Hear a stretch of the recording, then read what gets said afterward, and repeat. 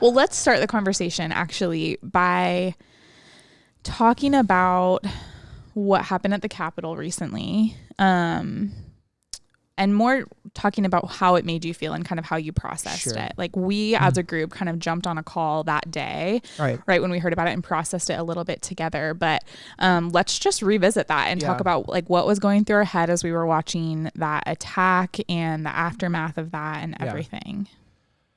I can start. I was just where I was. I feel like this will be one of those, where were you when this thing happened? Like in my life. My dad always, like, he talked about it in terms of JFK, because that was his first major one, like where he remembers where he was when JFK was assassinated. And, for me, my first one of that was 9/11, and then there'll probably be there's probably this one too. And so I was in my office. We had to put on a church service that night, and I was in the process of writing my message, and Josh actually wrote me a message about something, just like essentially double checking a post that he was about to post, just about what was happening in the Capitol. And I didn't really quite understand. I knew that there was a protest and that they were certifying the election. And I was like, oh yeah, I read it, and I was like, oh, okay, like I should probably look into this. And then I finished reading it, and I'm like, yeah, that sounds fine to me, Josh. Obviously. Before I really understood it. And then I opened up Twitter, and then I opened up the news, and I'm like, whoa, like they are storming the Capitol. And I was like, I think the images really shocked me. Yeah. Really, really shocked me. Because they were setting up for the inauguration of Joe Biden. So there was all the scaffolding, there was people, there were so many flags. And then the other thing that was really startling to me was the amount of Christian and religious symbols that was in it. Yeah. It was a huge deal. So, that would be what I'd say. Yeah. And I would say that it was just startling. Like I think the first thing I would say is, out of the reaction would be, like, as you'll hear, I have, through probably most of this conversation, I have massive critiques of representative democracy, the totalization that American identity can take, particularly in the Christian life. And I am highly critical of American identity and the intersection of the Christian faith. But all that to say is, I still looked at it and I was like, whoa, is democracy going to be there tomorrow? And I was honestly fearful and scared, which was, I did not expect that. I would say that's still an emotion that I'm presently processing. For the amount of critiques that I spent probably the last, honestly, 2 decades of my life cultivating, it was really revealing to me how important I think democracy is. I don't know of a better, it's the best thing that we got going right now. And maybe that means my lack of imagination or my own cultural context or whatever, but I really still think democracy is a good idea. And that was really kind of interesting to me to process. Yeah, that is interesting. I think a lot of my emotions from what was happening came not from seeing it initially, because I actually watched it from the very beginning. So I was watching the news from early that morning, just had it on in the background of working. So I watched it develop. So it wasn't that coming on and seeing those very bold images right away. I watched it develop, but I think what felt very jarring right away then was getting on and seeing so many people's interpretations of what was happening. Oh, interesting. Opened something up in me.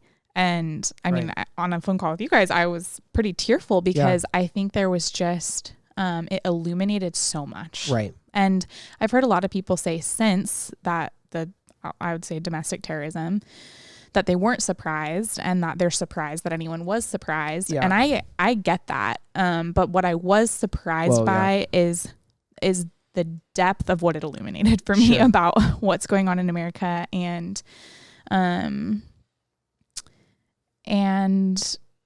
I think surprised by certain people's interpretations that I wouldn't have expected. And it just was like people yeah, seeing it, I guess, through everyone else's eyes, and for there to be so many eyes that that were sharing their perspective on it was really a lot to take in, and still is. Yes. Yeah, that's good. Kenna. I feel like I would say my initial response actually was kind of what you were just saying. Like, I wasn't surprised, because it felt like this was like kind of egged on and embedded for weeks. Yeah. Like, it wasn't shocking to me that that group of people did what they did, but it was shocking that it could just happen. Like, it was shocking to me that they succeeded in large part in like getting in the Capitol. And that just felt like an idea in my head that felt impossible. Like, that felt like a movie happening in front of your eyes, where like,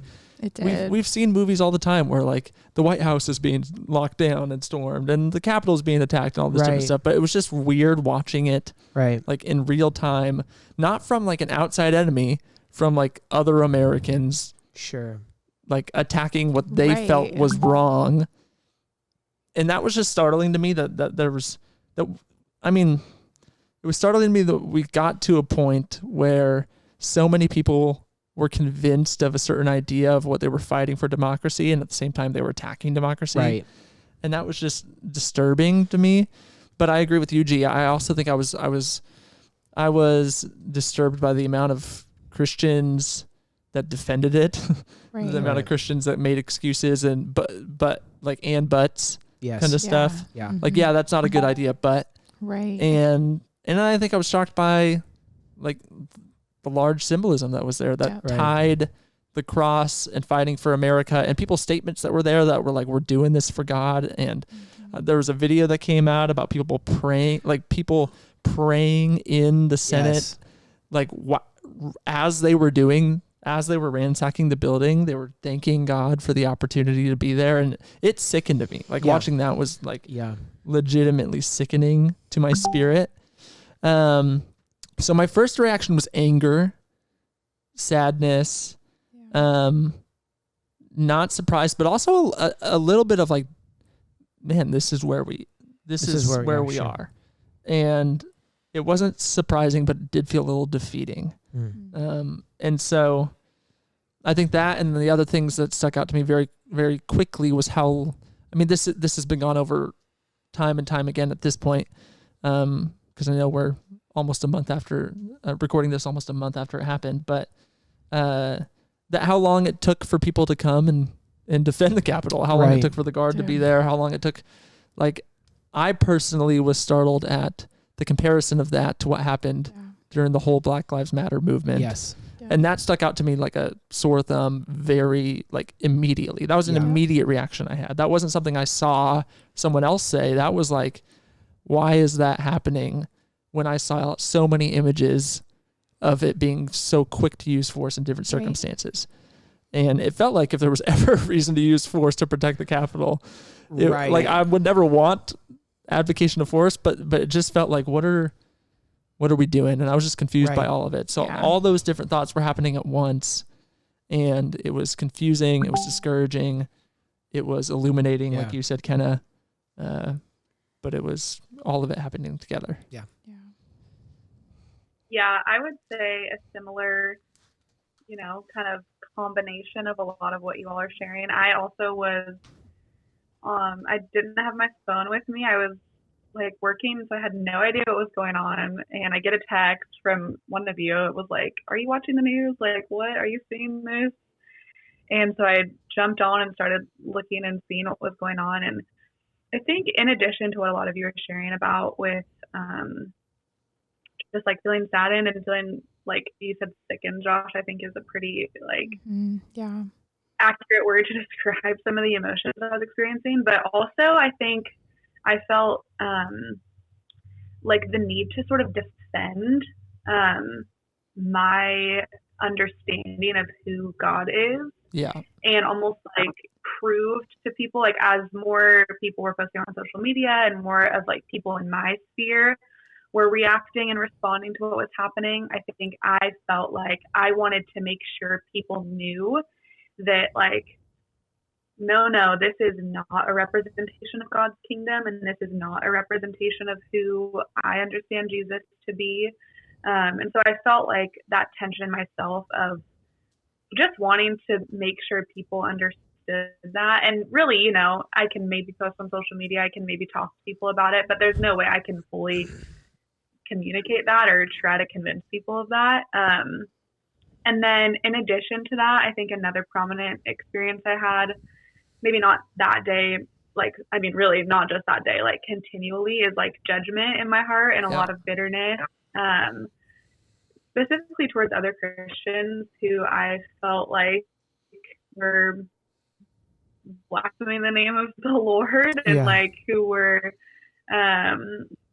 just really misunderstanding what it means to live like Christ in this world. And that's a lot of like work that I got to kind of work through in my own heart, and we got to do some cool stuff with that at our service that night, and just to like invite the Lord into that and repent of my own judgment and the own ways that I have kind of perpetrated systems that are broken in this world as well. And so that was really powerful. But yeah, I would say defense and judgment were some things that I experienced, kind of in addition to like what all of you are sharing as well, for sure.